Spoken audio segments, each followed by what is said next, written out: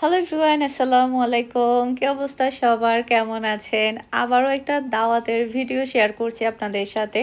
আজকে কিন্তু ১ জন, ২ জন মানুষের দাওয়াত না, টোটাল ৬০ জন মানুষের দাওয়াতের আয়োজন করছি। তো এই দাওয়াতের আয়োজনটা আমার করার প্ল্যান ছিল। আমি যখন ফ্ল্যাটে উঠি তার পরপরই করার কিন্তু প্ল্যান ছিল। পরবর্তীতে আসলে রমজানের ঝামেলা শুরু হয়ে যায়। এরপর রমজান শেষ হয়, রমজানের পরে ঈদ আসে। ঈদের পরে তো আমাদের বাসায় একটা অনেক বড় একটা দুর্ঘটনা ঘটে যায়। মানে আমার চাচাতো ভাই মারা যায়। তো এরপরে আসলে মন মানসিকতা কারোরই ভালো ছিল না। তো তো এরপর আর করা হয়নি। এখন ভাবলাম যে প্রোগ্রামটা করেই ফেলি। এই প্রোগ্রামটা ছিল আমার পুরা বাবার বাড়ির সবাইকে নিয়ে, মানে আমার চাচা, চাচী, ফুফি, এরপরে আপু, তারপরে আমার আম্মুরা সবাই মিলেই ছিল এই প্রোগ্রামটা। তো সবার জন্য আমি কি আয়োজন করছি, টোটাল আমি ৬০ জন মানুষের জন্য আয়োজন করব। তো আমি এখানে হচ্ছে বুফে দিব।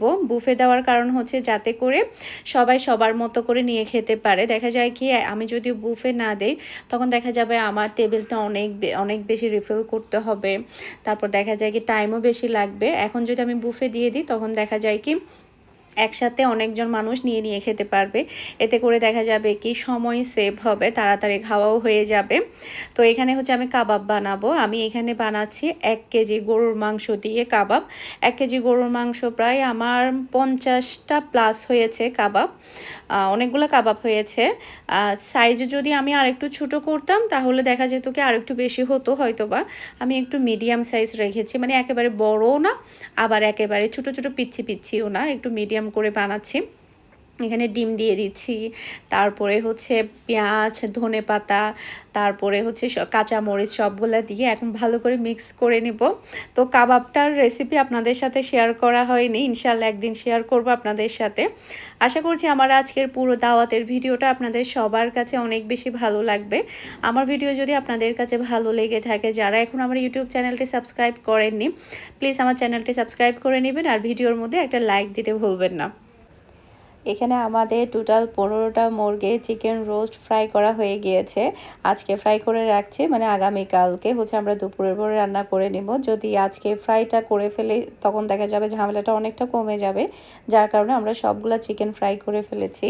তো পুডিং বানানোর জন্য হচ্ছে আমি বড় ২টা মোল্ডে হচ্ছে ১২টা করে হচ্ছে ২৪টা ডিমের পুডিং তৈরি করেছি। পরের দিন হচ্ছে আমরা রান্না-বান্না শুরু করে দিয়েছি দুপুরের খাবারের পরে। আমরা আজকে দুপুরবেলা তাড়াতাড়ি খাবার খেয়ে নিয়েছি যাতে করে আমরা পুরো দমের রান্না করতে পারি। তো ফার্স্টে হচ্ছে আমরা মাংসর আইটেমগুলো বসিয়ে দিচ্ছি। যেহেতু মাংসর আইটেমগুলো একটু হতে টাইম লাগে, এখানে আমি অনেকগুলো মাংস প্রায় একসাথে আমি বসিয়ে দিয়েছি। মাংস যখন বেশি পরিমাণের একসাথে বসানো হয় তখন দেখা যায় কি সেদ্ধ হতে খুব একটা বেশি টাইম লাগে না, খুব তাড়াতাড়ি কিন্তু সেদ্ধ হয়ে যায়। তো এরপরে পাশের চুলায় অন্যান্য আইটেমগুলো চলছে। এখানে দেখতে পাচ্ছেন অনেকগুলো পেঁয়াজ কেটে রেখেছে। তারপরে এই চুলায় হচ্ছে আমি খাসির মাংস বসাবো। এখানে দেখতে পাচ্ছেন আমাদের গরুর মাংস ডান। টোটাল ৩টা চুলা, একটা ইলেকট্রিক চুলা আর ২টা হচ্ছে গ্যাসের চুলা আমরা রান্না করেছি। এতে করে দেখা গিয়েছে কি আমাদের খুব তাড়াতাড়ি রান্না হয়ে গিয়েছে। এখন আমি করব চিকেন রোস্ট। যেহেতু অনেকগুলো চিকেন রোস্ট করব, আমাকে একটু টাইম নিয়ে করতে হবে। আর বরাবরের মতোই আমার আসলে চিকেন রোস্ট রান্না অনেক বেশি ভালো লাগে। এখানে নিয়েছে টাকি মাছ, আজকে অনেকগুলো ভর্তার আইটেম হবে। কারণ আমার আঙ্কেলরা হচ্ছে স্পেশালি বলেছে যে মানে ভর্তা আর হচ্ছে মাছের আইটেম যেন থাকে, যার কারণে অনেকগুলো মাছের আইটেম, সাথে আমরা ভর্তাও রেখেছি। খাসির মাংসটা আমাদের প্রায় হয়ে আসছে, যার কারণে হচ্ছে আমরা একটু পাতিলটা চেঞ্জ করে নেব। মানে ওই পাতিলে আমরা অন্য একটা আইটেম রান্না করব। তো একটু শুধুমাত্র ঝোলগুলো একটু টানাবো, যার কারণে পাতিলটা চেঞ্জ করে আমরা ওখানে একটু কিছুক্ষণের জন্য বসিয়ে রাখবো। আর এদিকে দেখতে পাচ্ছেন আমার লোভনীয় রোস্টের মশলা। মাশাআল্লাহ আজকে কিন্তু রোস্টের মশলাটা আমি অনেকক্ষণ সময় ধরে কষাচ্ছি যাতে করে খেতে অসম্ভব মজা হয়, যাতে বিয়ে বাড়িকেও হার মানায়। সে কারণে আমি খুবই টাইম নিয়ে নাড়তে একেবারে খুবই সময় নিয়ে আমি মশলাটাকে কষাচ্ছি। কারণ মশলা যত বেশি মজার হবে, যত বেশি ভালোভাবে কষানো হবে, রান্নাটা তার থেকেও বেশি মজা হবে। এখানে আমি দই দিয়ে দিলাম, বাদাম দিয়ে দিলাম। বাদামগুলো আমি আগেই করে রেখেছিলাম, মানে গতকালকে রাতে। এখানে আমার মশলা কষানো হয়ে যাচ্ছে। মশলা কষানোর পরে হচ্ছে আমি চিকেনটা দিয়ে দিব। এই যে মাশাআল্লাহ খুবই সুন্দর একটা কালার চলে আসছে। এখানে কিন্তু এখনও মিল্ক দেওয়া কিন্তু বাকি আছে। মিল্ক দিলে দেখা যাবে আরও বেশি সুন্দর কালার চলে আসবে। ওদিকে হচ্ছে আমার শাশুড়ি রান্না করে নিচ্ছে, সেটা হচ্ছে মাছ। মাছের আইটেমগুলো আমার শাশুড়ি রান্না করেছে। ভর্তার আইটেমগুলো হচ্ছে আমার শাশুড়ি করেছে। মানে সবগুলা রেডি করে দিয়েছে। লাকি সবগুলা ভর্তা বেটেছে। তো আমরা হচ্ছে একেকজন একেকটা করেছি, যার কারণে খুবই শর্ট টাইমে কিন্তু আমরা পুরো দাওয়াতের আয়োজনটা করতে পেরেছি আলহামদুলিল্লাহ। তো এখানে হচ্ছে আমি কয়েকটা আলু বোখারাও দিয়েছি। এর আগে আমি কখনো রোস্টের মধ্যে আলু বোখারা দেইনি। এবারে আমি আলু বোখারা দিয়েছি। দেখি কেমন লাগে। বিভিন্ন বাবুচিদের মানে আমি অনেক রেসিপি দেখি। একটা জিনিস কি এমন না যে আমি যে জিনিসটা পারি সেটা আমি কখনো দেখি না। আমি কিন্তু অনেক রেসিপি দেখি অন্যরা কিভাবে রান্না করে, কিংবা বাবুচি কোনটা রান্না করলো, তারপরে হচ্ছে কে কীরকম রান্না করলো সেটা দেখলে না অনেক কিছুই আইডিয়া পাওয়া যায়। কার রান্না কেমন কেমন কেমন গ্রেভি রাখে বা কীভাবে ইয়া করে, সেটা দেখলে না অনেক আইডিয়া পাওয়া যায়। নিজের মধ্যেও দেখা যায় কি অনেক কিছু চেঞ্জ আনা যায়। যার কারণে হচ্ছে এবারে আমি আলু বোখারা অ্যাড করেছি। মাশাআল্লাহ আজকের রোস্টটা অনেক বেশি মজার ছিল। তো এখানে হচ্ছে আমি ডিমের কোরমা রান্না করব। ডিমের কোরমার রেসিপিটা আমাকে অনেক আপুরা চেয়েছিল গতবারের দাওয়াতের ভিডিওতে। ইনশাআল্লাহ খুব শীঘ্রই আপনাদের সাথে শেয়ার করব। আসলে খুবই শর্ট ক্লিপসগুলো নেওয়া হয়, যার কারণে কিন্তু ফুল রেসিপি করা যায় না। কারণ ফুল রেসিপি করলে অনেকটা ভিডিও লং হয়ে যাবে। এইবারে হচ্ছে আমরা একেবারেই মানে খুবই নিখুঁতভাবে দাওয়াতের প্ল্যানটা করেছি। মানে আগে থেকে আমাদের সব কিছু রেডি ছিল। মানে কয়টা গ্লাস লাগবে, কয়টা প্লেট লাগবে, তারপরে হচ্ছে ৪ কাপ গোলাপ, তারপরে অন্যান্য সবগুলো আইটেম আমরা বের করে সবগুলো সুন্দরভাবে গুছিয়ে রেখেছি। আমি কিন্তু বুফে সেট নিয়েছি, আপনাদের সাথে শেয়ার করা হয়নি। এগুলা হচ্ছে আমি বড় দাওয়াতের আয়োজন যখন হবে তখন ইউজ করার জন্য এই সেটগুলো নিয়েছি। এরপরে হচ্ছে একটা জুস জারও নিয়েছি, যেহেতু অনেকগুলো মানুষ আসবে সবাইকে যাতে হচ্ছে শরবত দিতে পারি আসার সাথে সাথে, যার কারণে অনেক ৫ লিটারের নিয়েছি। নর্মালি হচ্ছে ৫ লিটারের অনেকজন মানুষ খেতে পারে। যদি না হয় তাহলে আরও একবার বানানো যাবে, ওই প্ল্যান আর কি। তো মিহির বাবার দেখেন মানে মিনহাও ছোটো হয়ে যায় বাবা আসলে, আবার মিহানও ছোটো হয়ে যায়। মিহান তো এমনিতেই ছোটো, তবে মিনহাও সাথে সাথে ছোটো হয়ে যায় বাবা যখন বাহিরে থেকে আসে। আর মিহান তো মাশাআল্লাহ খুবই ভদ্র একটা ছেলে, কোনো দুষ্টামি করে না, কিছুই করে না। মানে আমি মাঝে মাঝে চিন্তা করি আমার ছেলে যে এইরকম হবে আমি ভাবতেই পারি নাই। কারণ হচ্ছে আমার ২টা মেয়ে তো অনেক শান্তশিষ্ট ছিল, তেমন দুষ্টামি করে নাই, কান্নাকাটি তো করেই নাই বলতে গেলে। মিনহা একটু কান্নাকাটি করে, তবে মিহি তেমন একটা কোনো কান্নাকাটি করতো না। যার কারণে আমি মনে করেছি আমার ছেলেটাও না খুবই শান্তশিষ্ট হবে। তবে হয়েছে পুরাটাই উল্টা, কি যে দুষ্টামি করে। বাসায় সবাই অলরেডি চলে আসছে, আপু চলে আসছে।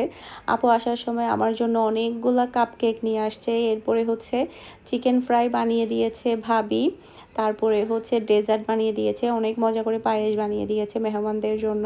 এতে করে দেখা গিয়েছে কি আমার নাস্তার আইটেম খুব একটা বেশি করতে হয়নি, যেহেতু আপু আর ভাবিরা নিয়ে আসছে আসার সময়।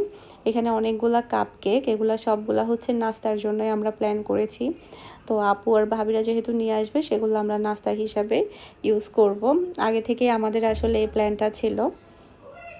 এতে করে দেখা গিয়েছে কি আমার কষ্টটা অনেকটা কমে গিয়েছে। এখানে হচ্ছে আমি ফ্রোজেন আইটেম ভেজে নিয়েছি। আর একটা জিনিস কি জানেন? আমি সবসময় এই জিনিসটা করি। পুডিং বানালে না ফ্রিজ থেকে পুডিং বের করতে আমি ভুলে যাই বেশিরভাগ টাইমেই। এখানেও আমার এই জিনিসটা হয়েছে। আমি অনেকজনকে কিন্তু নাস্তা দিয়ে দিয়েছি, পুডিং দেইনি। মাঝখান দিয়ে আমার মনে পড়েছে, আল্লাহ আমি তো পুডিং বের করিনি। তাড়াতাড়ি করে আবার পুডিং বের করেছি। সবাইকে আবার যাদেরকে দেইনি তাদেরকে আবার আলাদা করে দিয়েছি।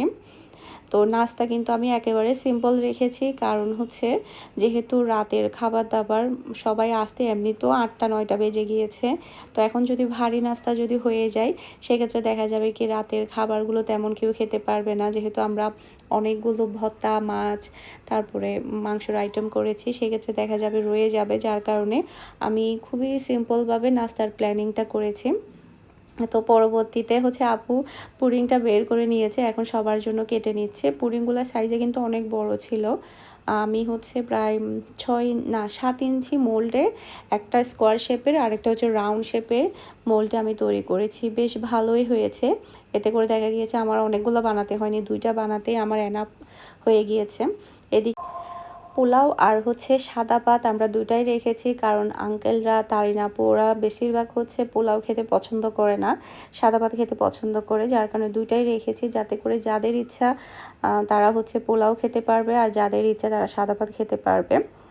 তারপরে হচ্ছে সবার লাস্টে হচ্ছে আমি কাবাবগুলো ভেজে নিচ্ছি। কাবাবগুলো তো আমি একদিন আগে বানিয়ে ফ্রোজেন করে রেখেছিলাম, এখন জাস্ট হচ্ছে গরম তেলে ভেজে নিচ্ছি। মাশাল্লাহ, কাবাবগুলো খেতে কিন্তু অনেক মজা হয়েছে। শামি কাবাব খেতে কার কার ভালো লাগে বলেন? আমার তো খুবই ভালো লাগে। সব ধরনের কাবাবে আমার খুবই ফেভারিট। শামি কাবাব বলেন, তারপর রেশমি কাবাব বলেন। এখানে দেখতে পাচ্ছেন অনেকগুলা পায়েস, ভাবির হাতের পায়েসগুলো মাশাআল্লাহ এত বেশি মজা হয়। মানে মনে হবে যেন এটা রেস্টুরেন্ট ফিল। এত বেশি টেস্টি করে উনি বানায়। প্রায় এখানে 50 থেকে 60 কাপ এখানে পায়েস আছে সবার জন্য। অনেক দিন পরে এই আয়োজনটা করতে পেরে আমার কাছে অনেক বেশি ভালো লাগছে।